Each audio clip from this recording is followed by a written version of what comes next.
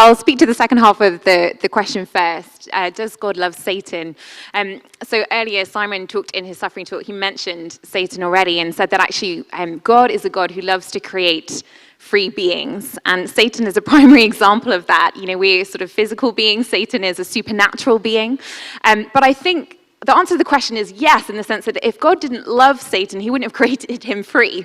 He wouldn't have created him with the choice whether to love God back or not. Otherwise, he could have just had a sort of mindless slave who had no choice whether they would serve and worship God. So actually, yes, when God created Satan, he did it out of love. That's why he gave him the freedom to choose how he would live. Now, that doesn't mean that there won't be judgment for Satan because of the fact that he's chosen to turn away from God. And in that turning away from God, then went on to make decisions that had a radical impact on the whole rest of the world and on many of us as well. God cares so much about the suffering, the hurt, the pain in this world that so many of us experience as the consequence of other people's free decisions, of their sin, that there has to be judgment. If there wasn't judgment, God would actually be saying he doesn't care about the ways that many of you have been wronged and hurt. And that applies to Satan as well. So I believe Satan is under judgment, but I don't believe that means that God doesn't love him.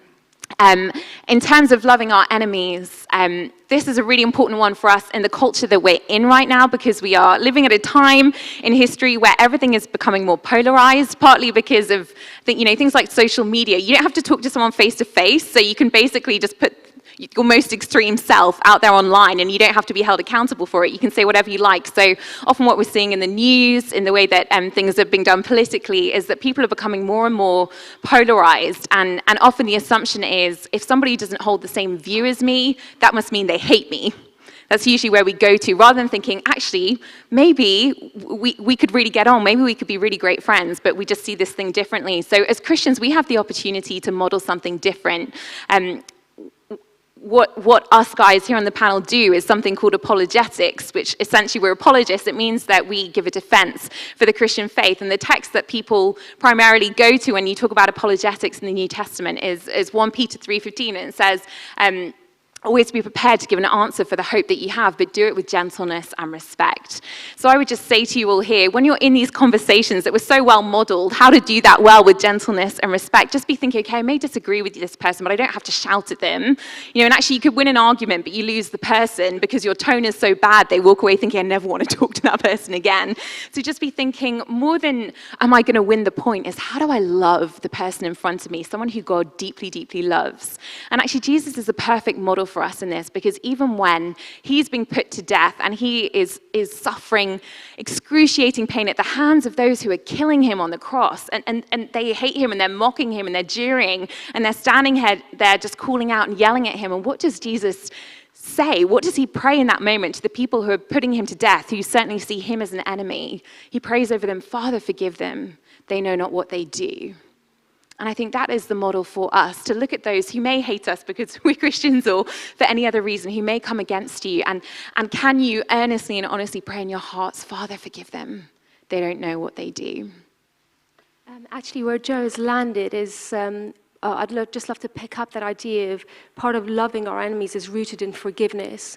What makes somebody your enemy? Whatever it is, it's something that you feel has been done against you or done against people that you love. That's how enemies are formed.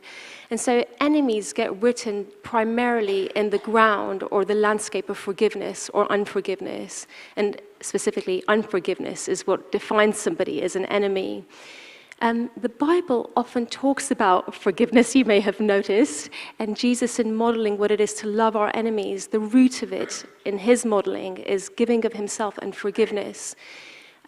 Many talks that I've heard in church context, when he talks about forgiving other people, we say, oh, forgive the person that's hurt you, or forgive the person that's hurt the people that you love. Because if you don't, you're creating a prison for yourself. It's like locking somebody else thinking that you're locking somebody else in prison and throwing away the key, but actually the prison is where you are and they're free. That's what unforgiveness is like. And actually, you know what? The Bible never gives that as the motivation for forgiveness. The Bible never once says forgive, because if you don't, you will psychologically damage yourself, although that is true. That is what happens. The Bible repeatedly says forgive because you were forgiven. In Luke, the Gospel of Luke, a sinful woman comes to Jesus and pours out perfume on him.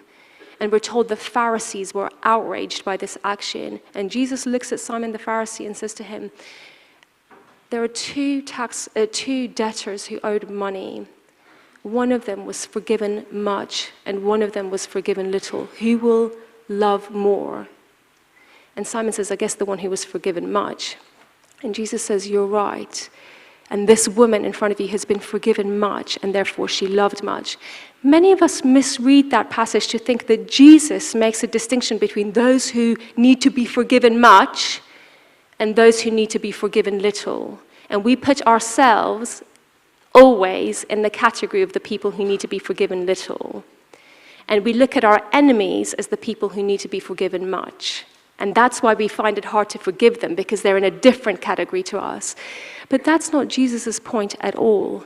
Jesus' point is those who think of themselves as having been forgiven little will love little. But those who understand that they were forgiven much will love much. One of the freeing things I found about the gospel is when I realized that I was forgiven much. It's an incredible leveler, because it puts you on the same level then, on the same landscape as the person who's your enemy, who you know needs to be forgiven much. And I forgive them because I know what it is to be forgiven. And if I'm saying, God, look at that person and make sure you see what they've done, I know in the same breath I'm saying, God, look at this person and make sure you see what I've done. And that's why it's so powerful that on the cross, Jesus doesn't just say, I forgive you. That would have been easier, actually. Because with the same breath, he could have said, Jesus, God, don't forgive. I forgive. You don't forgive. You don't forget. Make sure that you judge them for this. It's much more powerful when he says, you forgive them. In other words, even in eternity, what I am asking, what I'm representing as humanity being forgiven, I'm asking for this person. So forgiveness, if you are in a context where you're struggling to forgive, come back to the cross and ask God to help you see that you are forgiven much.